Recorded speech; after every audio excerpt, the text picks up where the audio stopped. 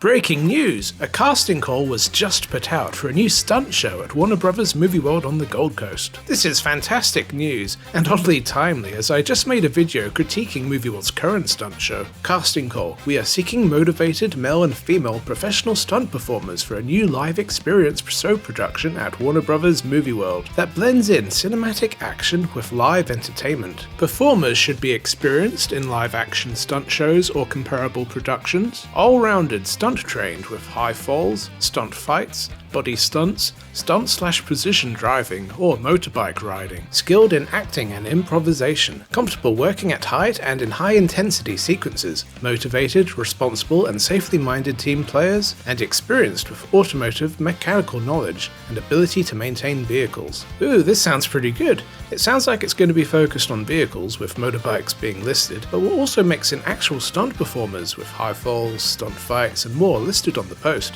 This sounds awesome, and pretty much exactly what I was hoping for in my last video. The show will be produced by Showtime Entertainment Productions, a different group to the Showtime FMX who host the current show. I guess Movie World loves working with groups called Showtime. Anyway, Showtime Entertainment is a French company with a pretty good resume, working with parks all over the world. Now what can we expect? They've worked on a variety of stunt shows. There's some water-based ones, some based on aerobatics and kung fu, but based on the casting call, the arena size at Movie World, and their probable budget, I think Movie World's new show will be more similar to the shows that Showtime has put on at Global Village in Dubai. They've hosted a few shows over there over the years, and yeah, they look pretty good.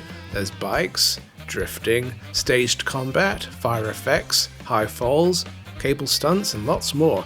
It looks like a solid performance. Not really, at Police Academy's level, but completely satisfactory. I'm really looking forward to seeing what they pull off at Movie World. Now, what about the theme? Well, it's hard to say.